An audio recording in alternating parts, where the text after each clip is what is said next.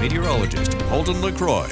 Welcome back. A mild January day. I'm calling it January across the region because we are sitting near 60 degrees. And yes, this is still the month of January, and it's really across the board as we have this very warm air mass moving in down towards Roseburg. Check out how green everything is. If you looked at this live shot right now, you would expect this to be February, late February, possibly March, but we are still in the month of January, and these warm temperatures are going to be sticking around at least for the next couple of days. 57 degrees for you folks down into Roseburg. And even yesterday afternoon, I was actually driving through Roseburg last night, and the temperature was still about 60 degrees at about midnight last night. And it's thanks to this area of low pressure offshore kind of pushing those southwest winds right up into the region. You can see very impressive storm system right off the coast of Vancouver Island sitting at 959 millibars. That is the central pressure of the storm, and that kind of indicates how strong it is. If this was a hurricane, this would be a Category 3 hurricane offshore, and it has been bringing some pretty gusty winds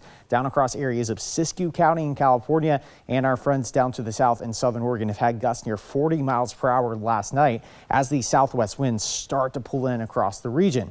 We're kind of on the northern fringe of the storm system, so that's why we're not seeing as heavy rain as we have in the past. For example, last week we had the main atmospheric river right over us. This time it's located right toward the south, and you can see some very heavy rainfall kind of infiltrating the Bay Area into the central California Valley, and that is actually some very good news for the state of California. So while we're well above average across the state of Oregon, in fact, we've been perfect for the entire season. In fact, the entire state of Oregon is averaging around 1 to 2 inches above average, but specifically here in Eugene, we're around 5 inches of rain above average. So all of the storm systems this season have been oriented right over us, which is some good news because we have really had some of the worst drought conditions the past summers in the entire West. So we're finally catching a break.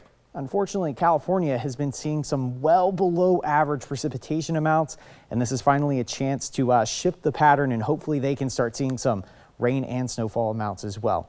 Not going to be the case tomorrow, though. We still are going to keep the shower action, just not the heavy rain as we're seeing down across California. 56 degrees, a still very mild day across the region, and that is going to continue. You can see those spot showers around 2 o'clock tomorrow afternoon. Not a washout.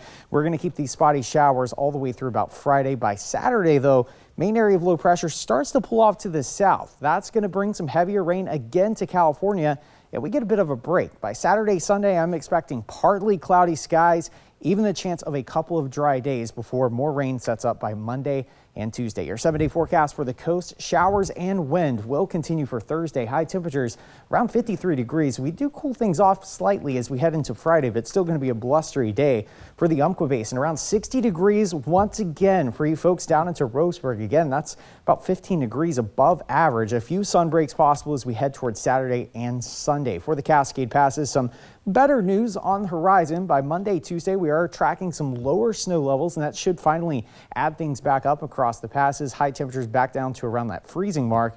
And for Eugene and Corvallis, again, around 56 tomorrow. So it kind of feels like spring out there. Yeah. We were just talking about you had to mow your lawn recently. Mowing the lawn, and I feel like the weeds are still growing. Yeah. Instead of going dormant for a while. And that's kind of what we were talking about. We haven't had those frosty mornings to kind of slow down the metabolism, and they just keep growing at night. That is crazy. All right. Yeah. Thank you very much, sir. Appreciate it.